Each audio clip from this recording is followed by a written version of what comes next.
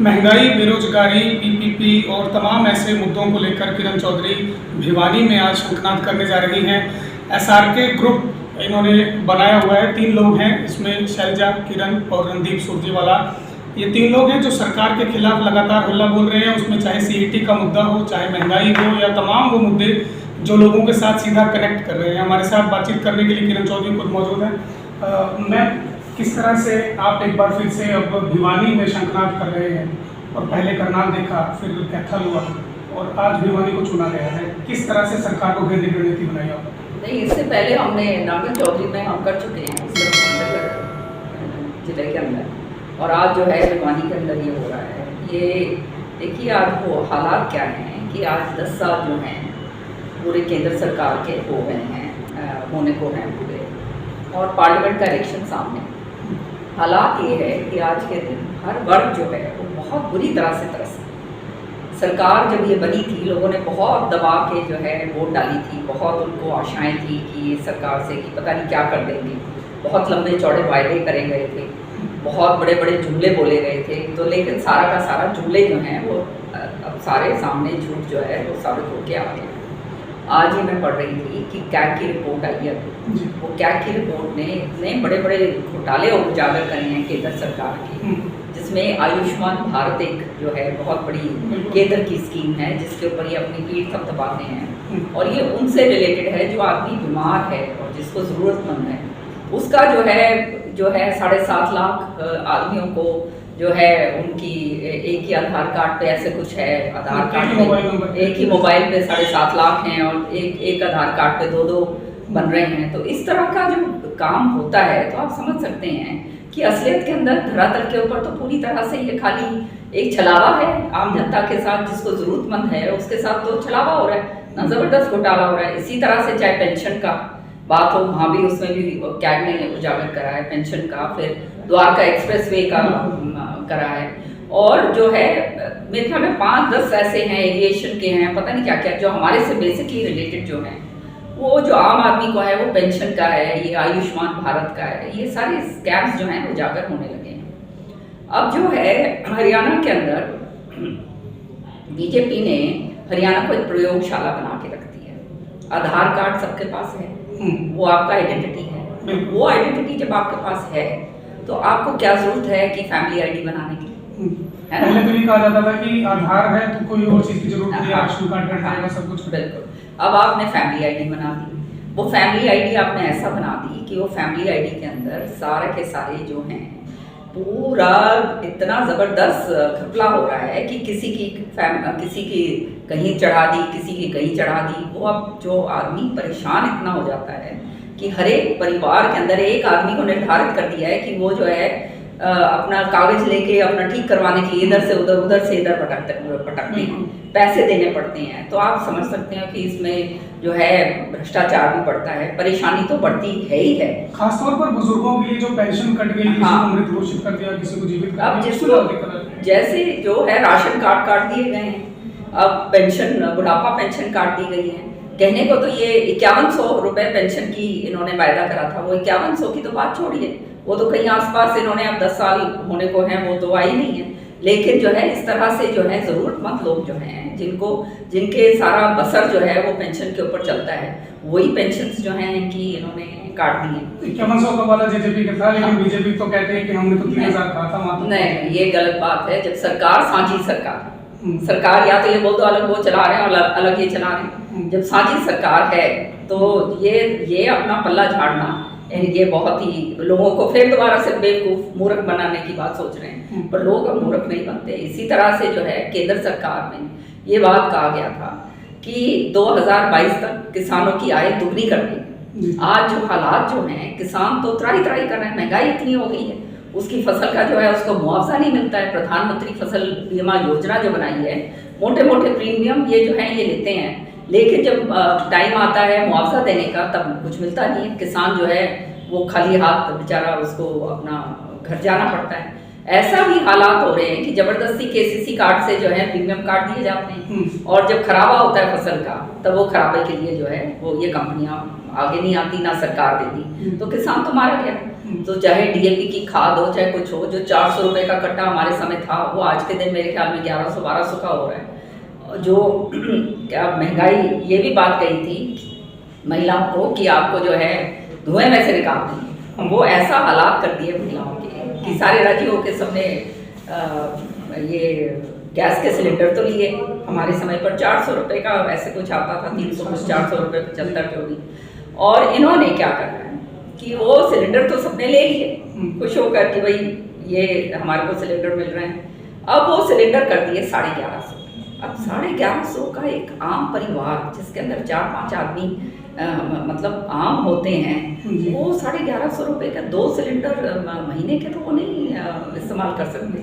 तो वो दोबारा से जो है वो अफोर्ड कर नहीं सकते हैं। दोबारा से जो है वो महिलाएं जो हैं कभी वो चुग रही हैं, लकड़ियाँ चुग रही हैं, कभी केरोसिन दब कर रही हैं, ये उस हालात के ऊपर फिर दोबारा से लेकर आ गए। अब इसी तरह से इन्होंने जो है मैं तो कहती हूँ फौजियों के लिए भी जो बात कही थी 1 रैंक 1 पेंशन, वो भी पूरी इन्होंने नहीं दी। ये तो अभी केंद्र सरकार की मैं गिनवा रही हूँ, वो भी इन्होंने पूरा नहीं करा। जो है सीनियर रैंक्स हैं उनको तो दे दिया 1 साल के लिए, जो जूनियर रैंक्स हैं उनको बेचारे रह गए। आपने महंगाई की बात की, मोदी सरकार जब बन रही थी 2014 में, उससे पहले एक नारा दिया गया था बहुत हुई महंगाई की मार अब की बार मोदी सरकार।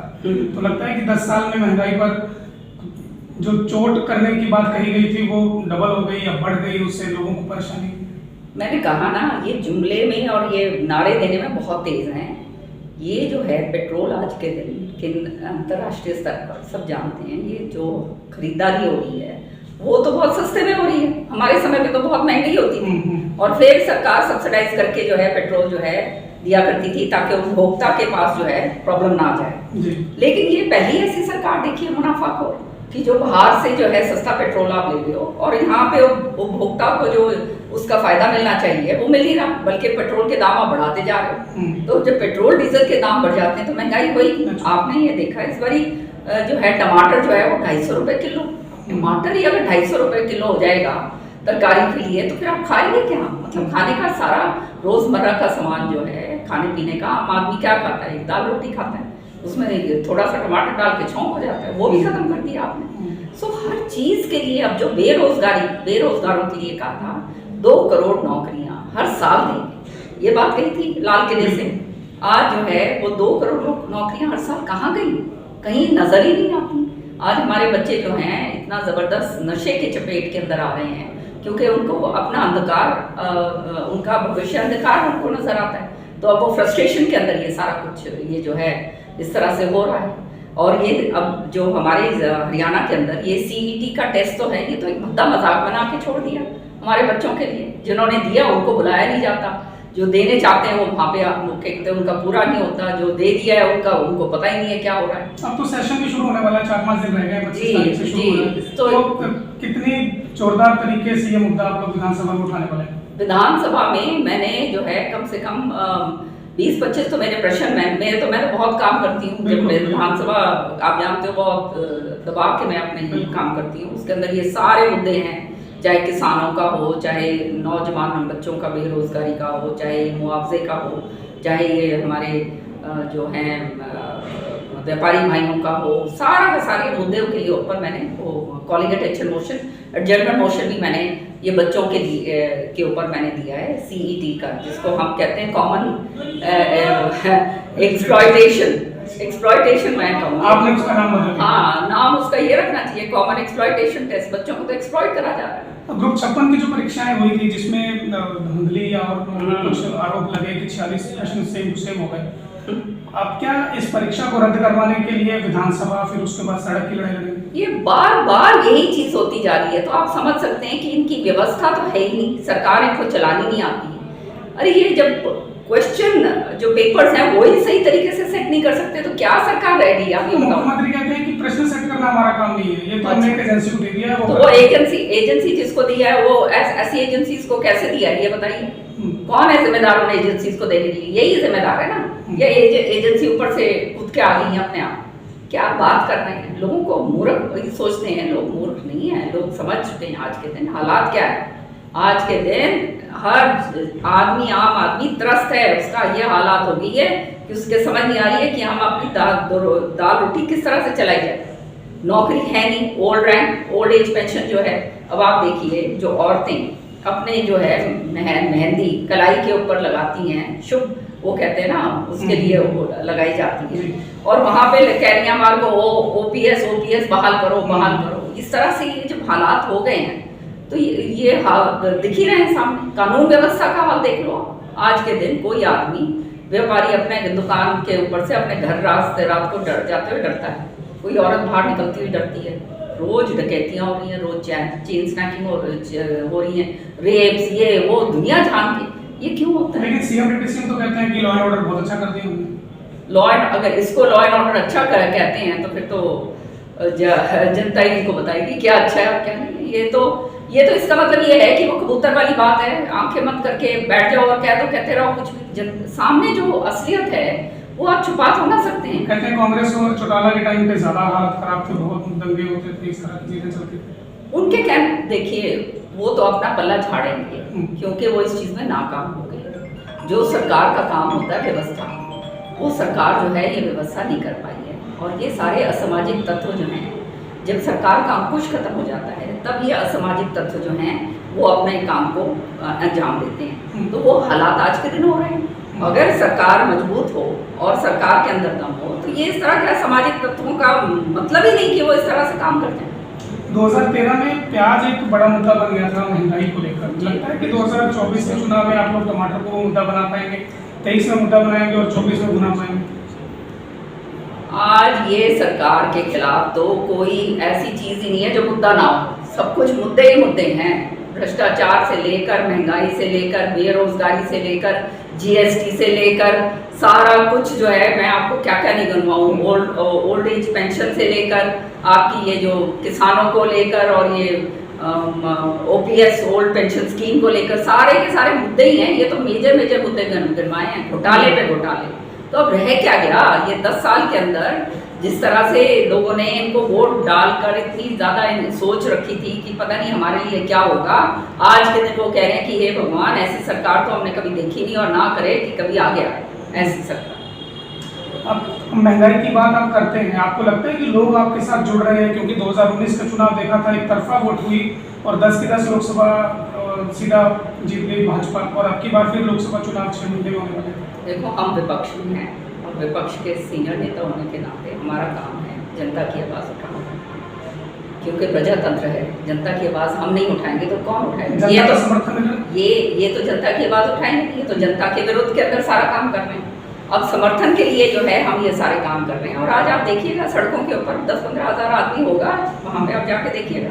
और ये प्रोग्राम जो है ये केवल और केवल भिवानी जिले का है, बाहर से कोई नहीं आया, कोई टिकटार्थी यहाँ पे इधर से उधर से ये लेकर वो लेकर नहीं। हमने कहा है क्योंकि मैं देखना चाहती हूँ कि हमारे भिवानी वाले कितने काबिल हैं, क्या कुछ कर सकते हैं। और ये हमारे कार्यकर्ताओं ने करा है। मैं तो कहती हूँ, मैं दाद देती हूँ हमारे कार्यकर्ताओं को और हमारे लोगों को कि इस तरह से प्रोग्राम बगैर मेरे हस्तक्षेप के, बगैर श्रुति के हस्तक्षेप के इन्होंने अपने आप ये काम करा। सुबह ही पहुंचे भिवानी? हाँ, मैं तो सुबह, मैं दोनों ही सुबह पहुंचे हूँ। तो ये हमारे कार्यकर्ताओं का काम है। तो आप समझ सकते हैं कि किस तरह से जनता जो है जुड़ रही है ना। जनता के अंदर वो पूरी तरह से जोश आ गया है कि हाँ, अब समय आ गया इनको बाहर करने का। आपका इशारा भूपेंद्र सिंह हुड्डा की तरफ?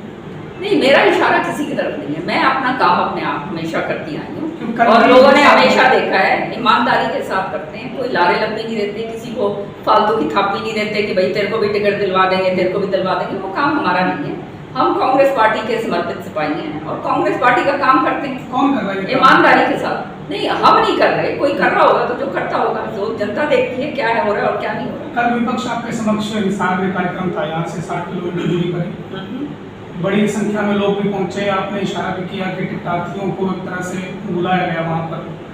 तो लगता है कि ऐसी जब इस तरह के कार्यक्रम होते हैं और दो धड़ों में कांग्रेस पार्टी बटी हुई नजर आए तो उसका खामियाजा कहीं ना कहीं उस हाथ के निशान को भुगतना पड़ता है, जिसको लेकर के आपने चुनाव में जाना? नहीं, जनता के मुद्दे हैं, जनता के मुद्दे हम उजागर कर रहे हैं, तो उसमें तो किसी को परेशानी होनी नहीं चाहिए। तो जो दो गुट बन जाते हैं, क्योंकि आप लोग हैं, आप हैं सुरजेवाला जी हैं, शैलजा जी हैं, आप वहाँ दिखाई नहीं पड़ते और उनके लोग यहाँ दिखाई नहीं पड़ते। देखो, हम तो गुटबाजी करते हैं, हम तो अपना काम कर रहे हैं। तीनों सीनियर लोग हैं आप हिसार नहीं है। और जो है ये जो है सारे के सारे अपना काम कर रहे हैं, जनता की जो आवाज़ है उसको बुलंद कर रहे हैं, वो हमारा काम है करना।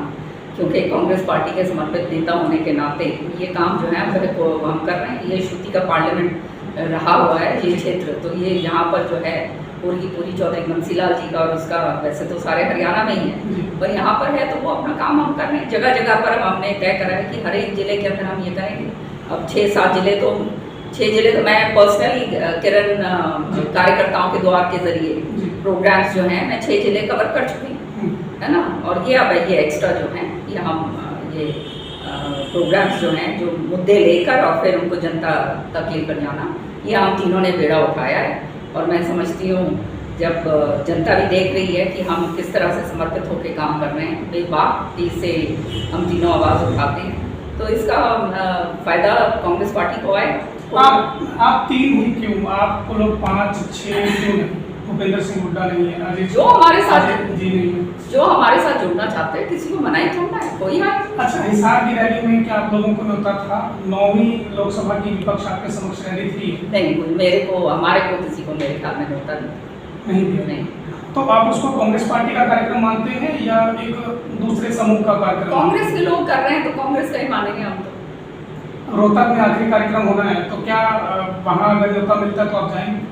देखो, जो सब हम अपने अपना काम पे लग रहे हैं, हम काम में लगे, है ना। और प्रोग्राम्स अच्छा है, जितने ज़्यादा प्रोग्राम्स हों जनता जो है उतने ज़्यादा जुड़ेगी, अच्छी बात है।